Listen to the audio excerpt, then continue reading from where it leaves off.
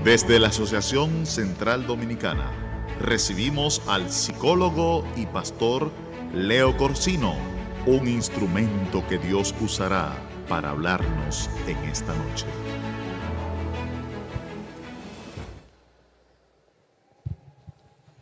Sean todos bendecidos en el nombre de Jesús.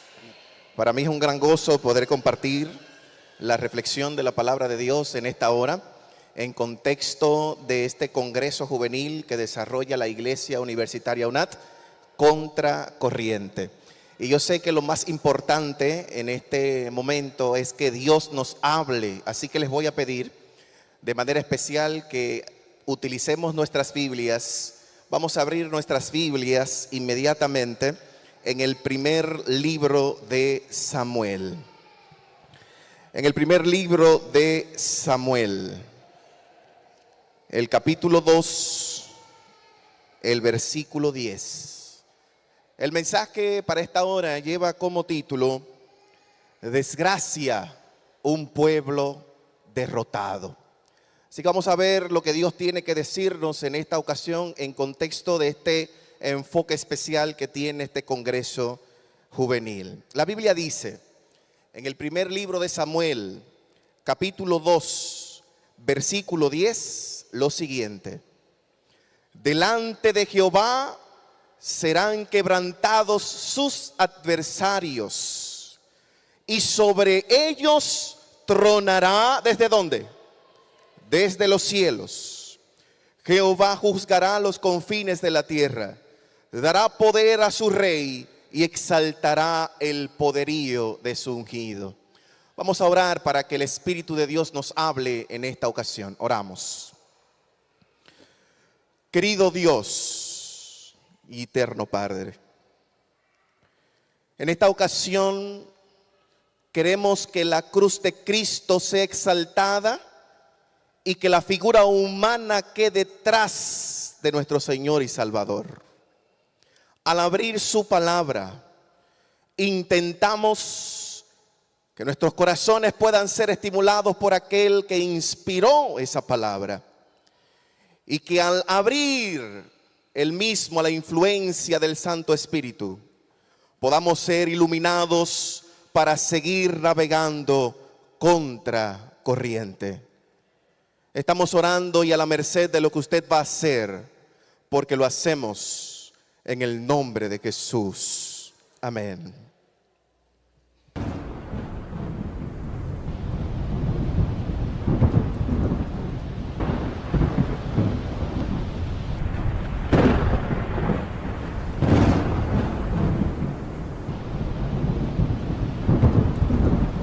Estoy casi seguro de que por lo menos una persona de los que están con nosotros en esta ocasión, en algún momento de su vida fue atemorizado por un trueno. Y quizás voy a hacer la estadística, ¿verdad? La encuesta.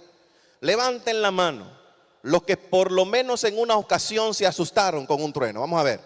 Déjela arriba, por favor. Déjela arriba. Mire hacia su derecha.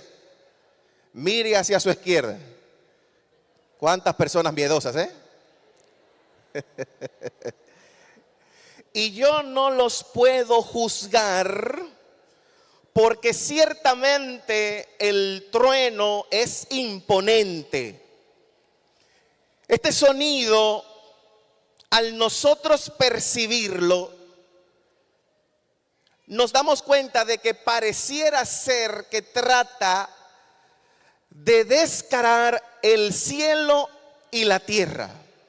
Atemoriza nuestros corazones y llama nuestra atención. En el texto bíblico que estamos utilizando en esta noche, se presenta a Dios como que desde el cielo truena en contra de sus enemigos. Y es como si el texto bíblico estuviera diciéndonos: a través de ese trueno Dios va a hacer justicia, Dios se va a revelar en la plenitud de su poder, y ese Dios poderoso denota autoridad. desde el capítulo 1 del primer libro de Samuel hasta el capítulo 7, encontramos una narrativa llena de desafíos, muchos problemas, derrotas y sobre todo, muy especial, la restauración de Dios evidente en la experiencia de su pueblo. Y por esa razón yo quisiera que podamos explorar en ese texto, como un repaso general, quién es Dios, cómo actúa, en qué plataforma lo hace, y ese Dios que se presenta en medio del caos, cómo puede también intervenir en mi vida hoy. La idea central de este mensaje es la siguiente: Dios truena no para destruir, sino para llamar la atención de su pueblo y despertarlos a una relación más íntima con Él, garantizando así la victoria. Con eso en mente, me gustaría que podamos mirar un poquito de lo que está sucediendo desde el capítulo 2 al capítulo 7 del primer libro de Samuel. Nosotros conocemos la historia de Ana. No nos vamos a detener en esa experiencia, pero desde el capítulo 1 vemos la dinámica y el contexto familiar en el cual ella se desenvolvió. Ustedes saben que Ana en primera instancia era estéril. En cierto momento ora el Señor, derrama su corazón ante la presencia del Altísimo, y allí a las afueras del templo, Elí, como sumo sacerdote, ve a esta mujer y la identifica como una persona que está ebria. Interesante es que el líder espiritual no pudo percibir el corazón de una mujer que está siendo derramado por la influencia del Espíritu Santo. Y esta mujer allí le dice: no estoy ebria, sino que estoy desbordando mi corazón ante la presencia de Dios. Dios escucha la oración de Ana y le da un hijo. No cualquier hijo, le da a Samuel. En el capítulo 2, Ana está agradeciendo. Y desde allí dice: bueno, Dios se acerca a los humildes, pero tiene un tema con los soberbios, con los adversarios, con los que no cumplen su voluntad, con los que en vez de ir contra la corriente están siendo llevados por esa corriente. Y en ese sentido, Ana presenta el poder de Dios, agradece por Samuel y ahora como que proyecta lo que más adelante usted y yo vamos a volver a ver en el texto bíblico. Ese Dios que truena, ese Dios que es poderoso, ese Dios que interviene. Ana introduce el tema de Dios y presenta la imagen a través de esta ilustración gráfica de un Dios que es justicia, de un Dios que está dispuesto a intervenir por su pueblo, pero un Dios que también es guerrero. Dios lucha. Y esto nos da una idea de inmediato que debemos grabar en nuestras mentes, familia. Nosotros hoy también enfrentamos diversos desafíos. Tenemos muchos problemas, muchas vicisitudes. Y hoy, en ocasiones de enfrentar la corriente, somos llevados por la corriente del orgullo, la incredulidad y el pecado. Pero Dios truena desde el cielo, como si estuviera llamando nuestra atención para poder enfocar nuestra vista nuevamente en lo que tiene sustancia. En ese preciso contexto, el capítulo 2 presenta el currículum de unos jóvenes. Y me gustaría que podamos mirar las características de estos jóvenes. Pero antes de eso, yo quisiera que podamos tener una base de la función que tenían estos jóvenes. El origen y la responsabilidad que tenían estos. De hecho, cuando leemos el primer y segundo libro de Samuel, debemos tomar en cuenta el libro de Éxodo. Porque muchas de las cosas que vamos a mirar aquí tendrán sentido cuando lo miramos a la luz de lo que dice Éxodo. Éxodo 28:1 presenta que Dios llama a los sacerdotes. Es una idea de Dios, colocar a personas que puedan mediar espiritualmente a todo el pueblo. Dios tiene la intención de salvar, de redimir y de restaurar. y coloca personas puntuales en lugares específicos para que puedan transmitir el mensaje de salvación. Dios llama a personas y dice en el capítulo 28, versículo 1 del libro de Éxodo: haz que se acerquen a ti Aarón tu hermano y sus hijos para que sean mis sacerdotes. En el capítulo 29, versículo 4, se describe cómo los sacerdotes debían ser consagrados mediante una purificación. Y esto da a entender su separación del pecado y su enfoque en la vida espiritual. Y usted se va a preguntar, ¿qué tiene que ver eso conmigo, pastor?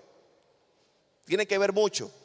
Porque Apocalipsis capítulo 1, versículos 5 al 6 dice que Dios ha comprado para sí reyes y sacerdotes que reinarán sobre la tierra. Alabado sea el nombre de Dios. Así que tú y yo, en cierta medida, tenemos un rol especial que desarrollar. Teniendo eso en mente, me gustaría que podamos mirar el perfil de los jóvenes que presenta el capítulo 2, desde el versículo 2 en adelante del primer libro de Samuel. Estos son hijos nada más y nada menos que del líder más influyente del pueblo. Son hijos de Elí, el sacerdote principal. Y la Biblia dice allí, versículo 12: los hijos de Elí eran hombres buenos. Leí mal. Vamos a leerlo de nuevo, porque quizás lo leí muy rápido. El texto bíblico dice, el versículo 12, ¿está en el versículo 12? ¿Están en el versículo 12? Ok.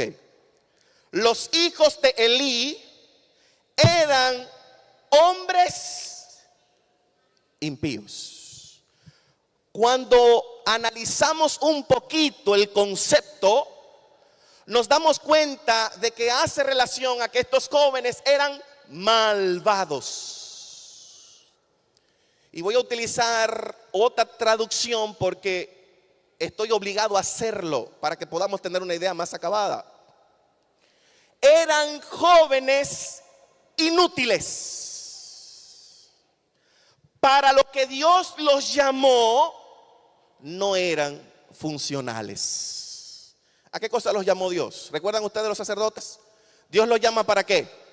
Para que puedan mediar, para que puedan inspirar, para que puedan motivar espiritualmente a todo el pueblo. Pero el texto me está diciendo que estos jóvenes, aun siendo hijos del líder espiritual, eran hombres malvados. Y el texto sigue diciendo, no tenían conocimiento de Dios. ¿Cómo así? Cuando analizamos el texto un poquito más al detalle, nos damos cuenta de que no está haciendo relación a conocimiento teórico, sino que está presentando que aún teniendo el conocimiento teórico de las cosas, estaban muy lejos de practicarlas en su vida. Tenían la apariencia de piedad, pero negaban su eficacia. Podían dirigir los asuntos espirituales, conocían el texto bíblico, sabían cómo expresar la palabra de Dios, cómo extraer una reflexión espiritual, pero más allá de saber las cosas teóricamente, estaban actuando, siendo llevados por la corriente. Quisiera que usted y yo podamos mirar las cosas que hacían estos jóvenes. Vamos a seguir leyendo para tener un poquito más de idea. Versículo 13. Y era costumbre de los sacerdotes del pueblo que cuando alguien ofrecía sacrificio, mientras se cocía la carne, venía el criado del sacerdote trayendo en su mano un garfio de 3 dientes. Versículo 14. Y lo metía en el perol. Levante la mano que conoce el perol. Ok, nadie. Y lo metía en la olla. Levante la mano que conoce la olla. Y lo metía en el caldero. ¿Cuántos conocen el caldero? Y lo metía en la marmita. ¿Cuántos conocen la marmita? Bueno, si usted no conoce algo, la Biblia se enfoca para que usted llegue a entenderlo. La Biblia es especial. Y sigue diciendo el texto, y todo lo que sacaba el garfio, el sacerdote lo tomaba ¿para quién?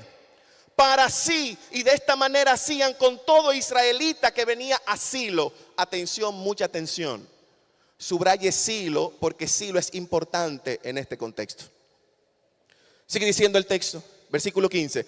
Asimismo, antes de quemar la grasa venía el criado del sacerdote y decía al que sacrificaba: dame carne para asarla al sacerdote, porque no aceptará de ti carne cocida, sino cruda. Y si el hombre le respondía: mira, el procedimiento es el siguiente: hay que quemar la grasa primero y después toma tanto como quieras, le decían: no, dámela ahora mismo, porque de otra manera la tomaré por la fuerza. ¿Están viendo el perfil de estos jóvenes?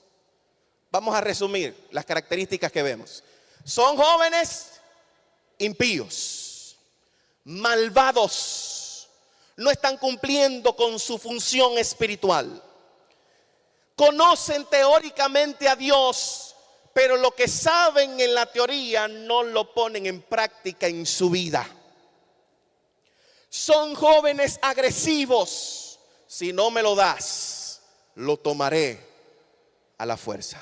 Están abusando de su poder. Interesante que siendo sacerdotes, conociendo al Dios de la salvación, puedan haber personas que en vez de enfrentarse a la corriente sean llevados por ella. Y el texto está diciendo que alteraban el proceso que Dios había establecido.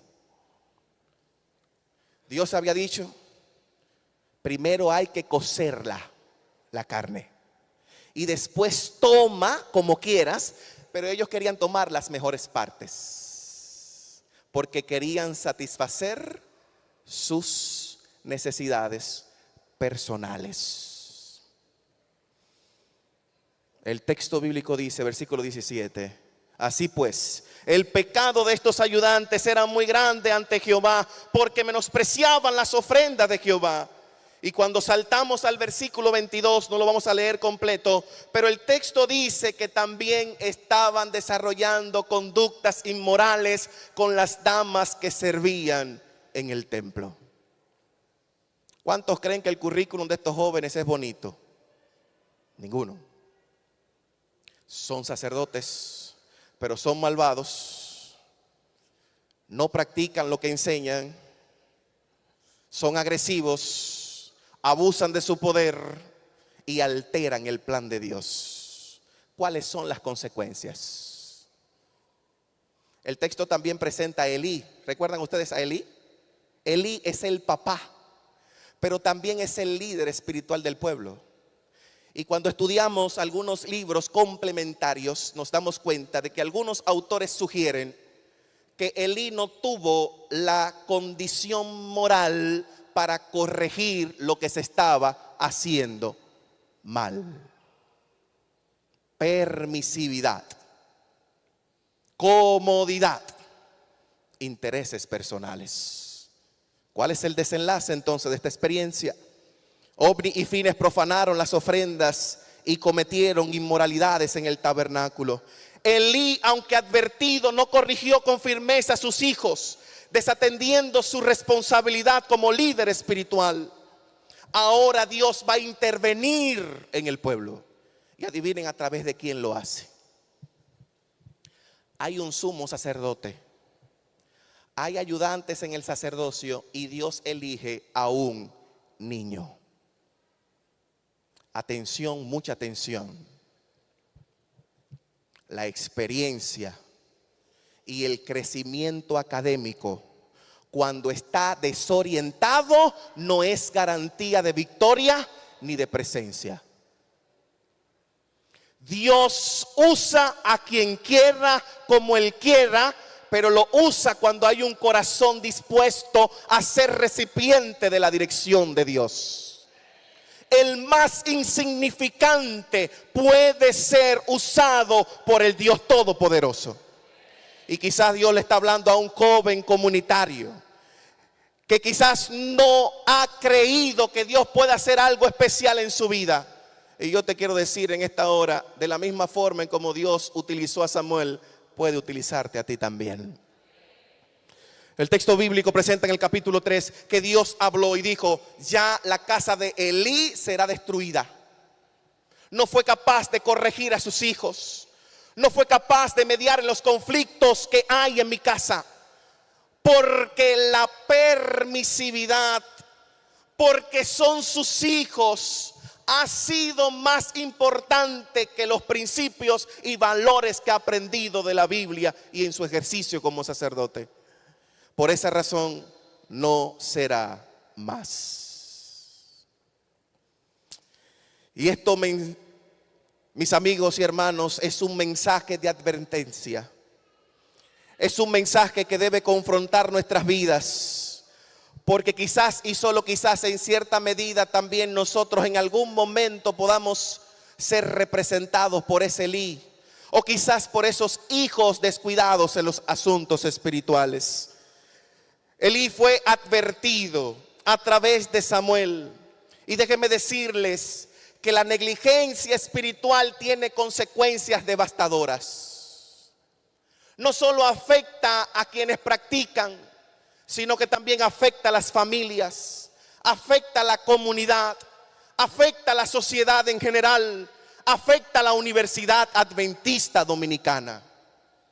Y Dios está tratando de llamar la atención de alguien, porque quizás necesita que Dios truene en esta hora.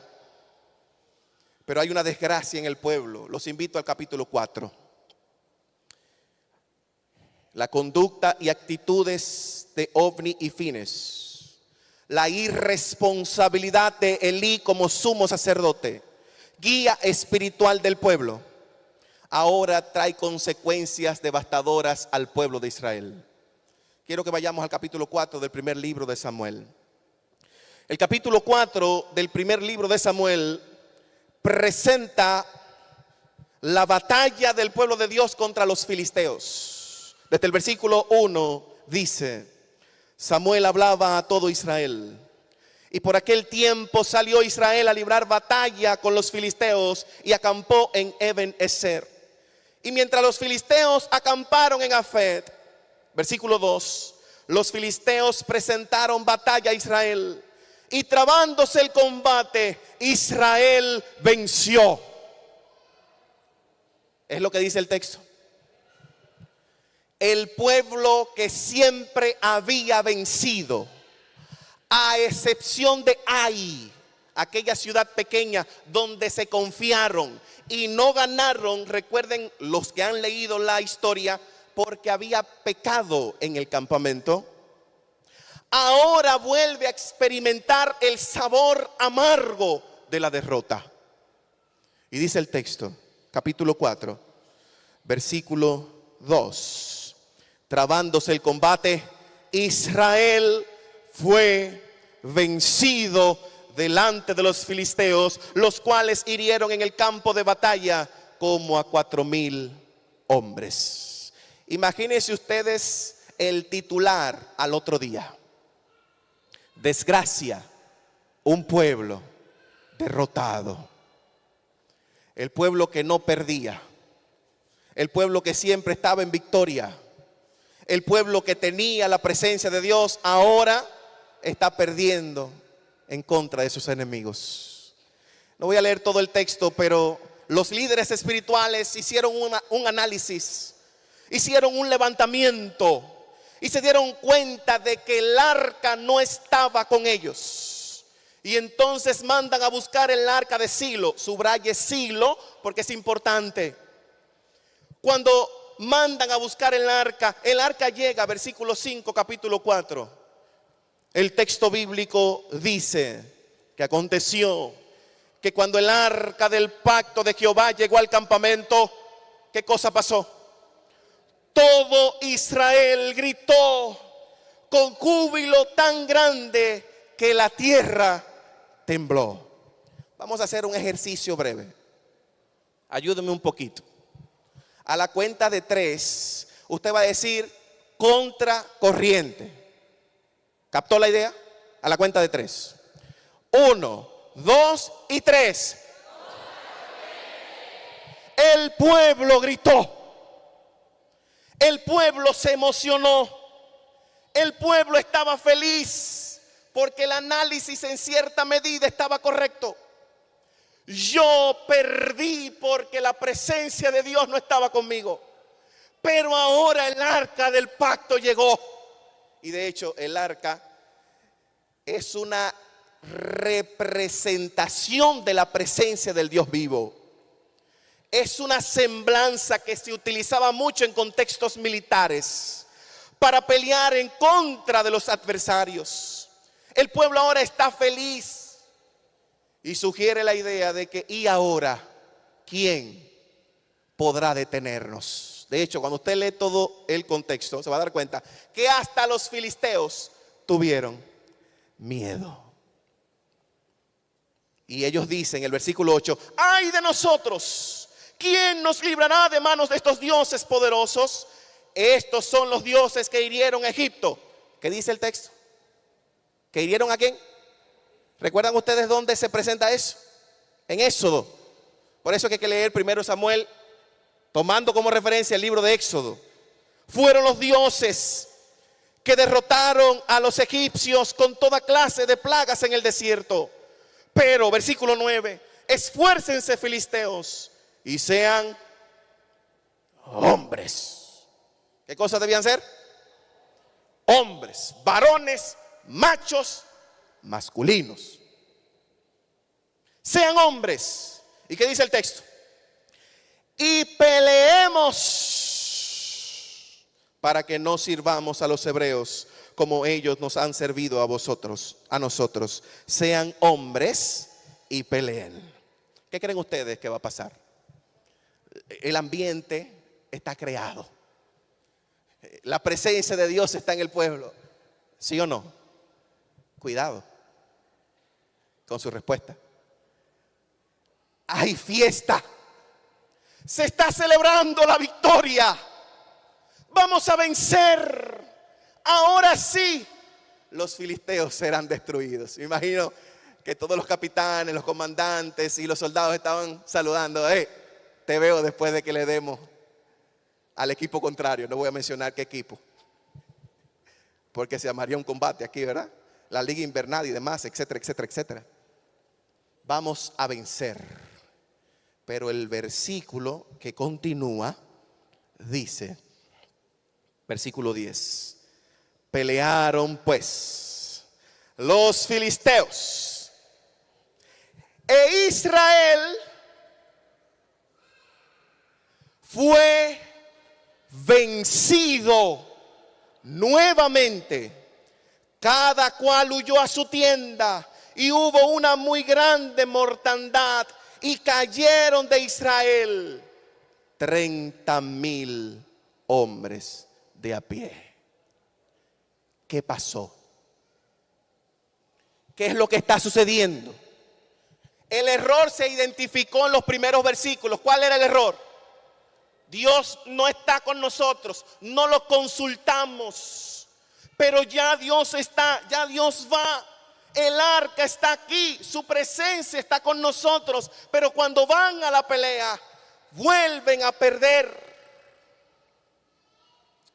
Porque los gritos, el bullicio, el triunfalismo, la apariencia de victoria no es garantía de la misma. ¿Se está entendiendo lo que estamos tratando de decir? La superficialidad espiritual no garantiza el éxito. La apariencia de que soy y estoy en la presencia de Dios no determina que vas a obtener victoria. Bien puedes colocarte los atuendos de sacerdote y ser derrotado una y otra vez porque tu corazón no está entregado al guerrero divino. Algunos sugieren que la presencia de Dios no estaba. Y esa es una idea muy inocente y rápida, porque quizás hay que analizar lo que sucede en el capítulo 5 de este primer libro de Samuel. De hecho, la experiencia, no voy a leer los textos, pero desde el capítulo 2 usted se va a dar cuenta que cuando Elí se da cuenta de que sus hijos murieron y que el arca del pacto fue llevada, él cae hacia atrás y como es robusto según el texto, muere. Y Finnes tenía una esposa y esa señora, cuando se dio cuenta de la desgracia, dio a luz a su hijo y le puso por nombre Icabod, que significa sin gracia. Y ella misma dice, la gloria de Jehová se fue. ¿Estaba Dios o no en el pueblo? Cuidado. Capítulo 5. El capítulo 5 presenta que el arca del pacto llegó al campamento filisteo. Y cuando el arca del pacto llega, lo ponen en un templo. Y había un dios llamado Dagón con D minúscula, porque nosotros entendemos que no hay Dios por encima del Dios que creó los cielos y la tierra. ¿Estamos claros en eso? Es el único Dios. No existe después de él más Dios. Pero la gente siempre ha tenido dioses. Siempre ha colocado a personas y cosas por encima del Dios de la salvación. Y dice el texto que al siguiente día, cuando fueron a el templo, se dieron cuenta de que Dagón, en contexto matutino, estaba postrado ante el arca del pacto. Es interesante destacar que estaba postrado a la hora en que el pueblo de Israel estaba desarrollando su devoción espiritual. En otras palabras, Dios está tratando de llamar la atención de los filisteos. Antes de que truene, Dios está interesado en que los filisteos reconozcan que Dios es el único Dios. Y Dagón está adorando al Dios de Israel, pero al Dios de los filisteos. Pero los filisteos parece que entendieron que era algo casual. Levantaron a Dagón, le pasaron paños y lo volvieron a colocar en el lugar donde estaba. Al otro día, cuando fueron al templo, encontraron a Dagón, pero lo encontraron sin cabeza y sin brazos. En otras palabras, tu Dios no piensa, tu Dios no obra. Yo soy Dios. Porque cuando el pueblo no cumple la misión, Dios se muda para cumplirla a él. Y si Dios tiene que moverse, lo va a hacer. ¿Están cantando la idea? Después vinieron las enfermedades. Después vinieron los tumores. Y los filisteos no podían tener el arca en su campamento. Atención, mucha atención. La presencia de Dios trae bendición. La presencia de Dios trae vida eterna. Pero la presencia de Dios también puede ser maldición. Así como lo fue para el campamento filisteo. Enfermedades, tumores. Mandaron el arca para Asdod y Asdod no quería el arca. Mandaron el arca para Gat y Gat no quería el arca. Mandaron el arca para Ecrón y en Ecrón no querían el arca, porque donde quiera que llegaba el arca había desgracia. Para que tengan una idea de lo que estoy tratando de decir, recuerden ustedes que en el libro de Éxodo capítulo 33, versículos del 1 al 3, Dios mismo le dijo a Moisés, yo no voy a ir con ustedes, porque si voy con ustedes los voy a destruir. La presencia de Dios puede traer vida para aquellos que tienen un corazón sensible a la influencia del Espíritu Santo. Pero la presencia de Dios también puede traer destrucción para aquellos que se colocan los atuendos y que están viviendo, siendo llevados por la corriente y no dejan que Dios, el Espíritu Santo, les influya para vivir en contra de ella. Atención, familia, Dios está peleando su batalla. Dios se movió, Dios fue. El pueblo se quedó sin gloria. Pareciera ser que la presencia sí estaba en el arca. Pareciera ser porque en el campamento filisteo Dios actuó a través del arca.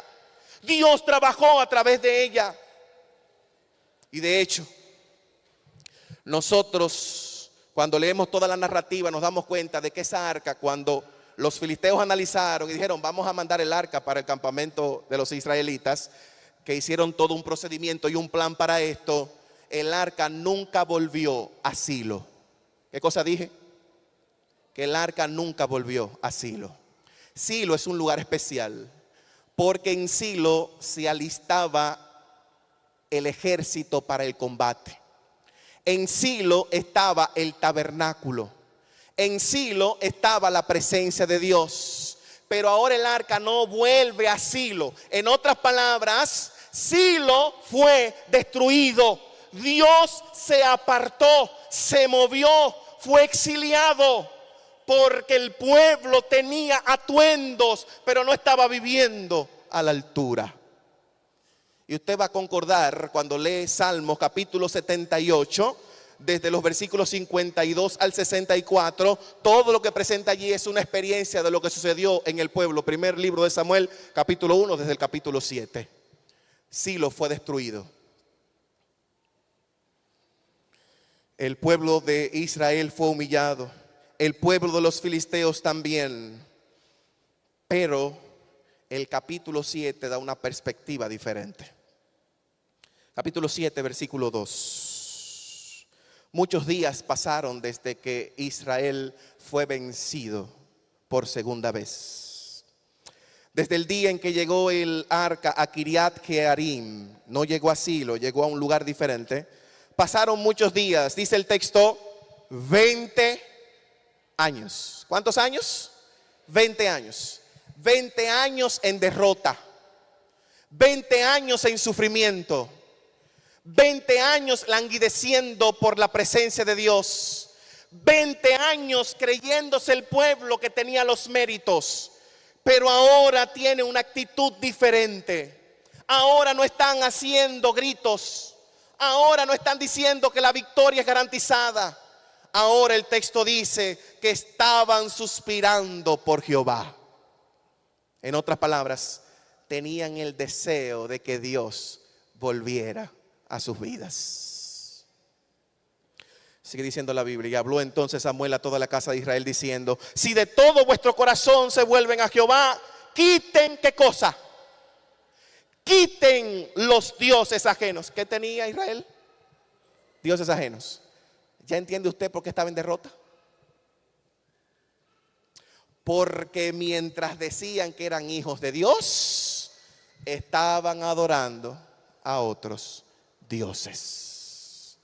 Y mientras estamos viviendo una espiritualidad dual, Dios no puede manifestarse con poder.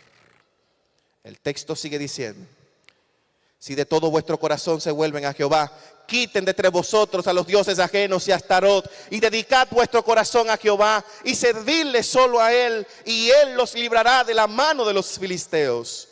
Entonces los hijos de Israel quitaron a los Baales y a Astarot, ¿y qué cosa hicieron? Sirvieron solo a Jehová. Luego dijo Samuel: reunid a todo Israel en Mizpa. ¿Dónde estaba reunido Israel? Mizpa significa valle del arrepentimiento. El pueblo ahora no estaba festejando. El pueblo ahora no estaba de gozo. El pueblo ahora estaba abierto a la influencia del Espíritu Santo. Porque no son los gritos, porque no es la apariencia, porque no es el triunfalismo, es la presencia de Dios. Repito eso. Es la presencia de Dios lo que marca la diferencia entre si estás contra la corriente o si estás siendo llevado por esa corriente. Queridos amigos, estar en la corriente simboliza conformarse con los patrones de esta vida. Estar en la corriente significa desarrollar las prácticas deshonestas que los hijos de Elí desarrollaron. Estar en la corriente es seguir el flujo de una sociedad sin valores, envuelta en el pecado, en la complacencia y en la indiferencia.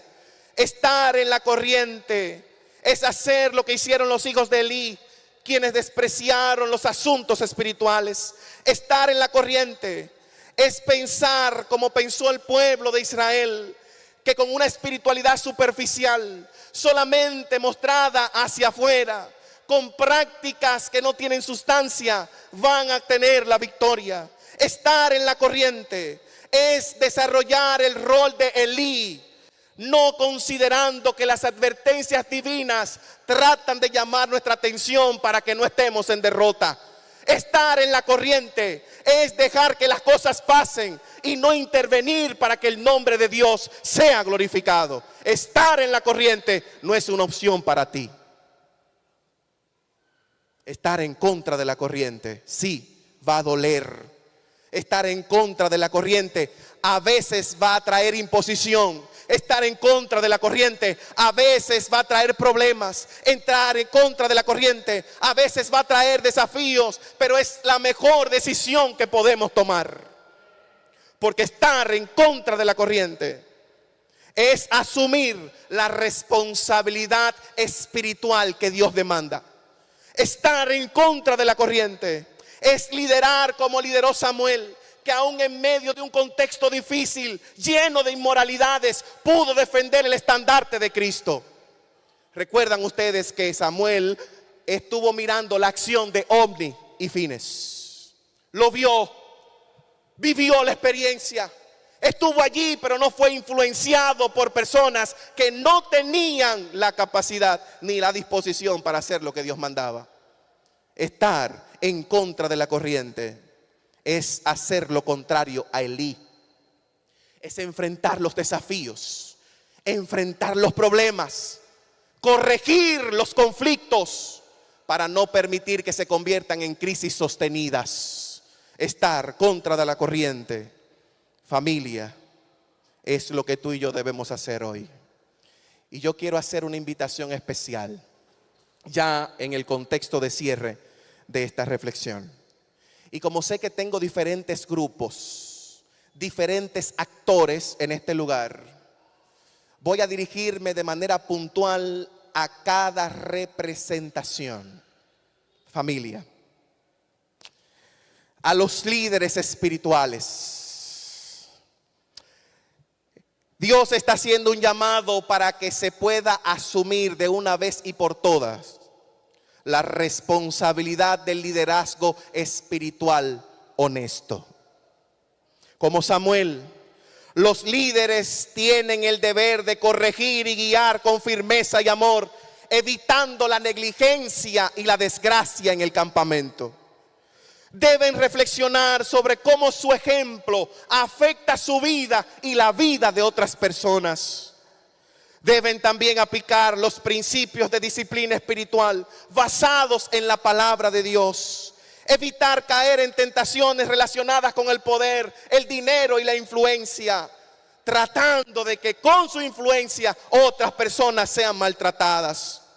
Los líderes espirituales deben depender todos los días de la presencia regeneradora del Espíritu Santo. Reconocer que el poder viene de Él y que nosotros somos simples recipientes.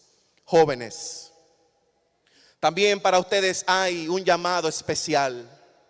No sigan el ejemplo de los hijos de Elí, que se colocaban los atuendos espirituales, pero sus prácticas, sus actitudes hablaban más fuerte de que estaban en la corriente que en contra de ella.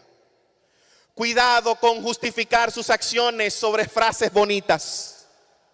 No sé si han escuchado ustedes una expresión muy popular que dice o versa: yo no tengo pelos en la lengua. Quiero hacer una práctica sencilla. Mire que está a su lado. Por favor, mírelo. Sáquele la lengua. Sáquesela. Sáquela. Ok, mírenme a mí ahora. ¿Cuántos vieron pelos en la lengua? Es una frase irresponsable que se utiliza para justificar una conducta que no está pegada a los principios bíblicos. Cuidado con la forma en que hablan. Cuidado con la forma en que tratan a otras personas, porque la misma forma en como Dios murió por ti, también murió por él. Jóvenes, no es el beneficio personal, es el beneficio colectivo. Jóvenes, no se trata de ti, se trata de todos. Jóvenes, desarrolla una práctica que te acerque cada día más a Dios. Jugadores de la comunidad, no importa cuántas veces podamos ganar en los diferentes partidos, si no contamos con la presencia de Dios, estamos en derrota. No importa los premios que podamos conseguir, si la presencia de Dios no va con nosotros, no tiene sustancia. No importa hasta dónde podamos llegar, si Dios no está en el campamento, no sirve de nada lo que podamos hacer. Familias, sigan el ejemplo de Ana. Conduzcan a sus hijos en los caminos del Señor. Entréguenlo en las manos del Dios Todopoderoso. No sigan el ejemplo de Elí. Corrijan con amor y firmeza. Hagan de la oración y del estudio de la Biblia una prioridad en sus vidas. Reflexionen, que la victoria se encuentra cuando estamos en conexión con ese Dios. Sociedad y comunidad en general. La corrupción espiritual y moral no es una opción. Qué bueno que estamos entrelazando lazos espirituales, porque estamos diciendo no a la inmoralidad y estamos diciendo sí a la presencia de Dios.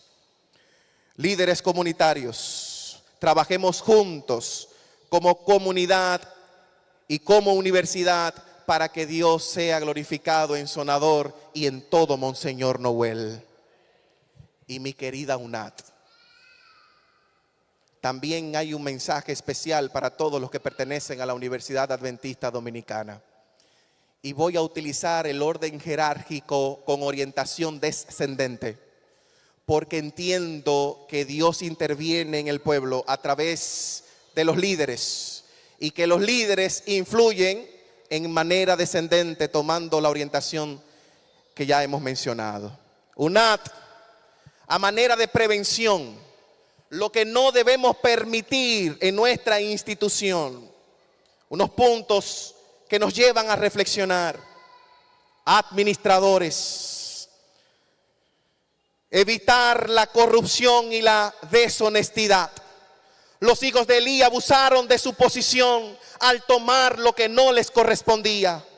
Los administradores deben asegurar que su gestión siga siendo transparente y justa, honrando al Dios que los colocó en el lugar donde están. No ignoren las advertencias divinas. Elí fue advertido sobre su mal proceder. Él pudo corregir a sus hijos con amor y firmeza, pero dejó que las cosas fluyeran y eso trajo desgracia al pueblo. No descuiden la espiritualidad institucional. Esta universidad tiene una misión primero espiritual y después académica. ¿Qué cosa dije?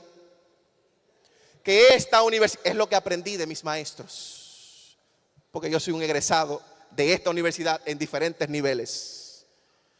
Esta universidad tiene una misión que primero es espiritual y después es académica. La pérdida del arca para algunos representa la pérdida de la presencia de Dios. Como administradores es la responsabilidad de mantener a la UNAT centrada en su misión espiritual y académica, asegurando que las decisiones, actitudes y acciones concretas reflejen los valores que promueve esta universidad. Y me quedo con los administradores porque tienen que ver con todos los actores de la universidad. No se van. Decanos y coordinadores académicos, no ignoren la calidad académica de la espiritualidad. OVNI y FINE despreciaron la responsabilidad espiritual que le confiaron. Los decanos y coordinadores deben velar porque cada programa académico esté fundamentado en un así dice Jehová. No solamente de la boca hacia afuera, sino con un estilo de vida que esté apegado a los principios bíblicos. Decanos y coordinadores, no desoír las inquietudes de los estudiantes. La insensibilidad de Elí agravó los problemas de su liderazgo. Es esencial atender con prontitud y equidad las necesidades de los estudiantes, el personal en general, promoviendo un ambiente de confianza. Y debemos seguir fomentando la cultura de respeto y de colaboración. Directores de departamento, no permitir favoritismo o parcialidades. Elí priorizó la comodidad personal sobre la corrección de sus hijos. Los directores deben garantizar que cada acción sea basada por los principios bíblicos, no tolerar comportamientos extraños a los valores y promover un entorno de excelencia y reverencia a Dios. Personal de apoyo y maestros. Los profesores y el personal deben tener cuidado con el testimonio que están transmitiendo. Las personas que nos ven reciben el mensaje más por el modelaje que por lo que estamos diciendo. No ignoremos que Dios nos ha colocado en posiciones de influencia para que le glorifiquemos a Él. Estudiantes, odien a los hijos de Elí y sigan el ejemplo de Samuel. Comunidad en general, no descuiden al Dios de su salvación. Quiero cerrar leyendo lo que dice el versículo 10 del capítulo 7. El pueblo ahora está en una condición diferente. El pueblo ahora no está haciendo gritos, no está aparentando victoria. El pueblo ahora está sumiso, está obedeciendo a Dios, dice que le va a servir. Fueron a Mizpa, están arrepentidos, confiesan sus pecados. Y cuando los filisteos se dan cuenta que están allí, ellos dicen: vamos a exterminar a los israelitas. Y los israelitas dicen: Samuel, ora por nosotros. Y adivinen qué sucede. Versículo 10, capítulo 7. Mientras Samuel sacrificaba el holocausto, los filisteos llegaron para pelear con los hijos de Israel. Pero Jehová tronó aquel día con gran estruendo sobre los filisteos, los atemorizó y fueron vencidos por el Dios de Israel. ¿Qué es lo que está diciendo el capítulo 7? Lo que Ana en el capítulo 2 ya había dicho. ¿Recuerdan ustedes? Que Dios truena desde el cielo sobre sus adversarios. Ahora el capítulo 7 del primer libro de Samuel es un eco de lo que Ana ya había dicho.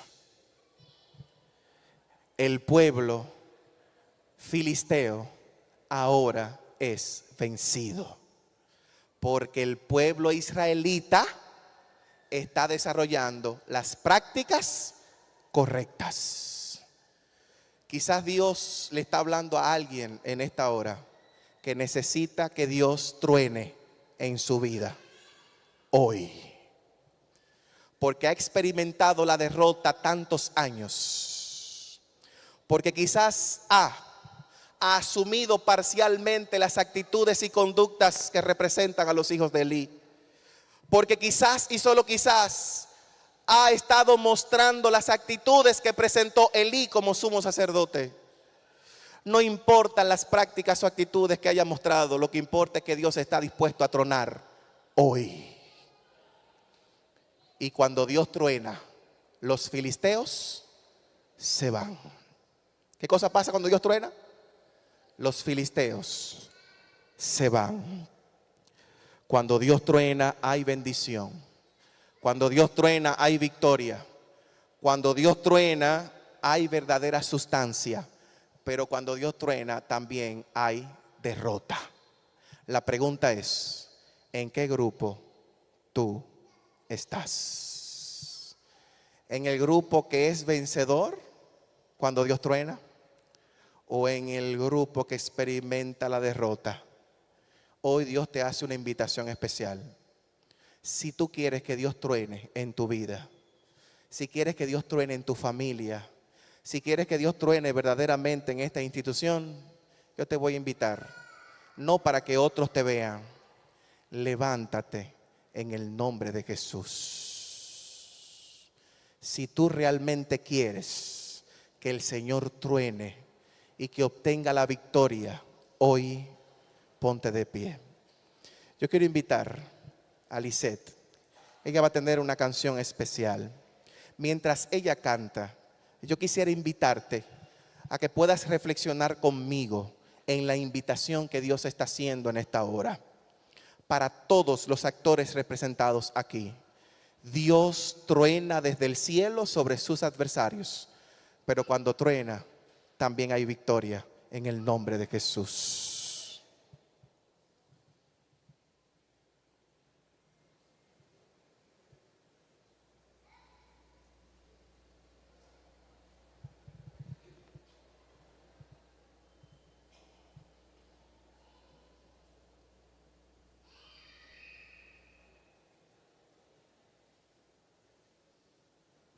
Soy tu Dios.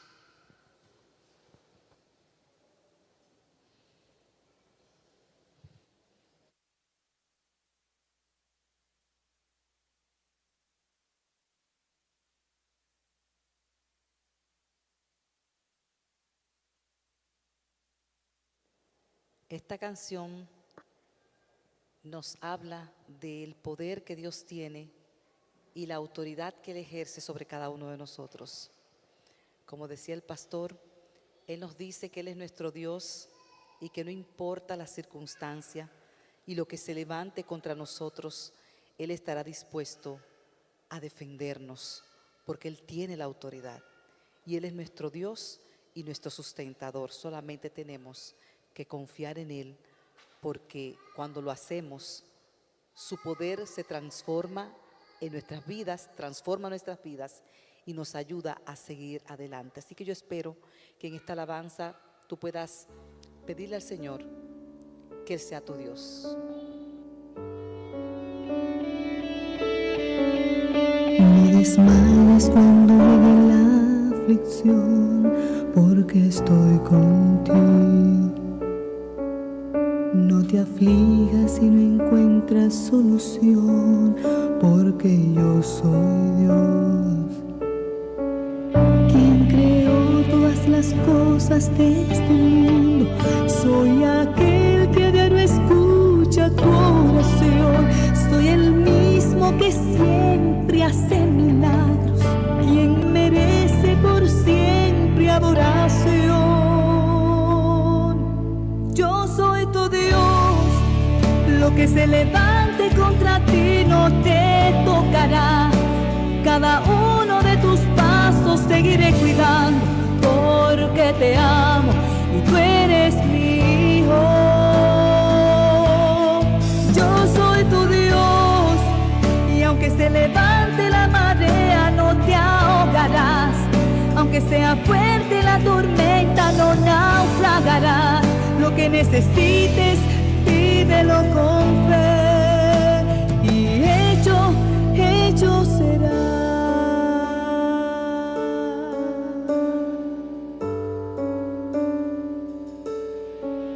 Se han golpeado fuertemente tu corazón, quiero consolarte.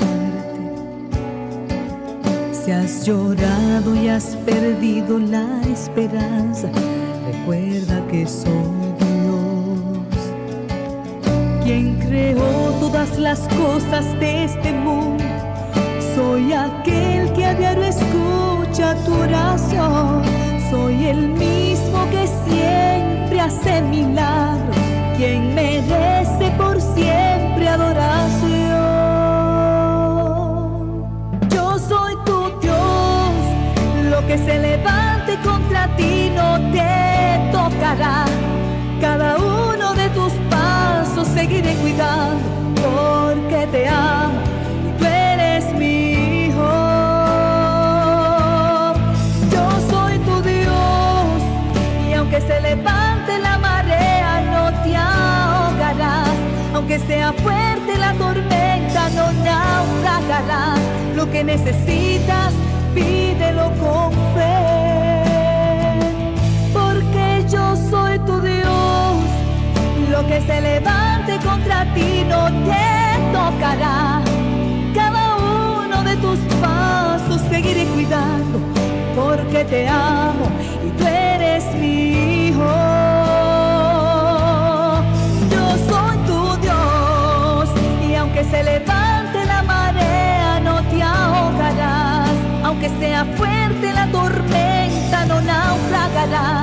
lo que necesitas, pídelo con fe y hecho será.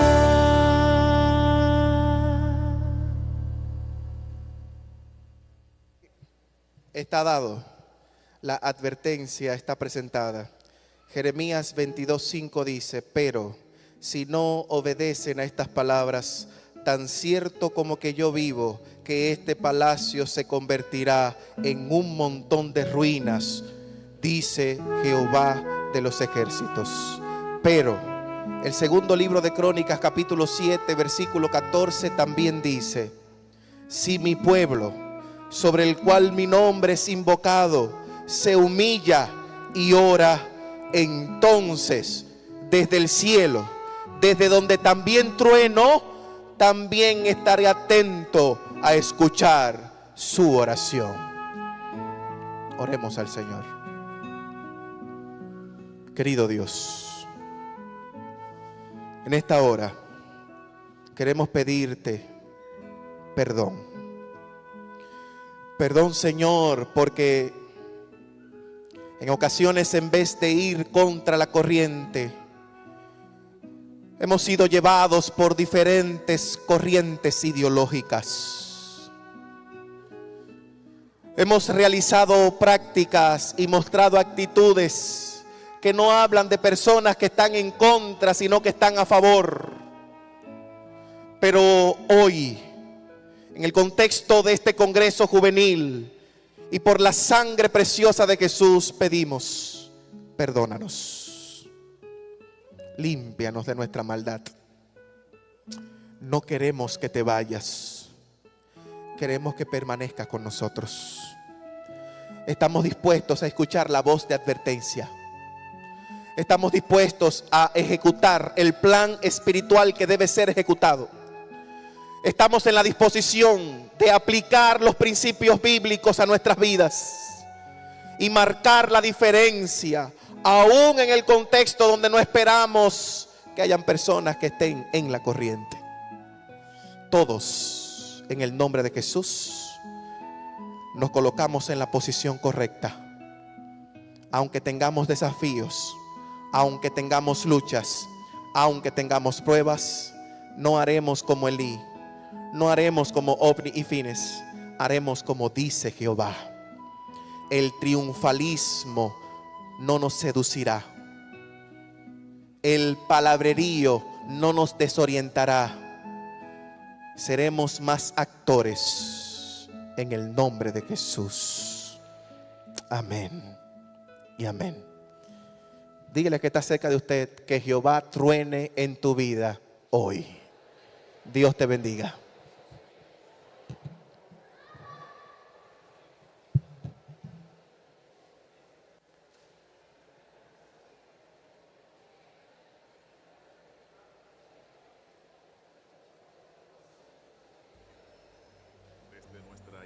Universitaria, recibamos con mucho entusiasmo al Magíster Oscar Díaz y desde nuestro programa radial Somos UNAD a la doctora Urdia Bonilla.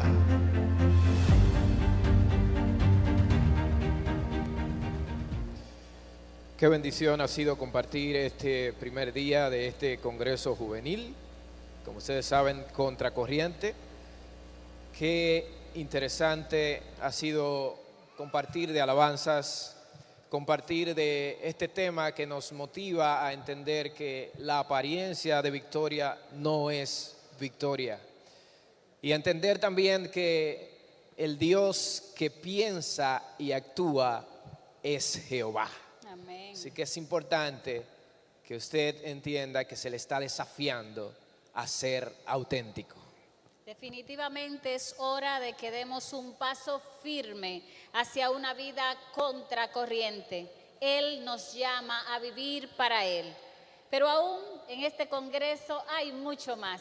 Mañana tendremos un día maravilloso donde podremos tener todo lo que hemos tenido esta noche y mucho más. Así que les invitamos a estar con nosotros mañana a las 9 de la mañana con su teacher del Congreso, Contracorriente, no lo olviden, comenzamos temprano, con mucho gozo, pero sobre todo con corazones agradecidos y dispuestos a seguir recibiendo las bendiciones de Dios. Que el Señor les bendiga, que el Señor les guarde, que su paz llene cada uno de los corazones. Y mañana, Oscar, volvemos a estar Contracorriente. Feliz noche.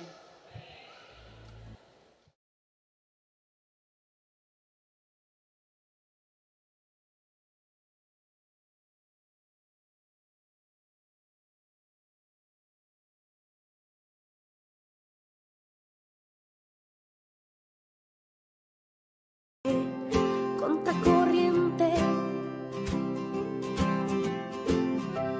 Sé muy valiente, renueva tu mente, nunca lo olvides, eres el remanente, nada por fe, contracorriente. No te conformes con este siglo, busca la verdad en el mejor camino, el que trazó tu mejor amigo, el Señor Jesús. Y cuando encuentres tu voluntad, abrázala fuerte y jamás la pierdas, pues te dará verdadera paz y felicidad. Ya no te esfuerces por encajar, donde hallarás gran dolor y muerte. Decide hoy en Jesús brillar, nadando contracorriente.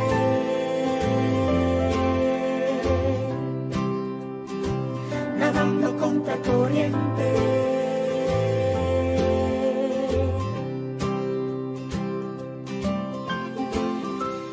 No será fácil cambiar objetivos, dejar tus pasiones, ideas, motivos, pero tranquilo, Dios va contigo.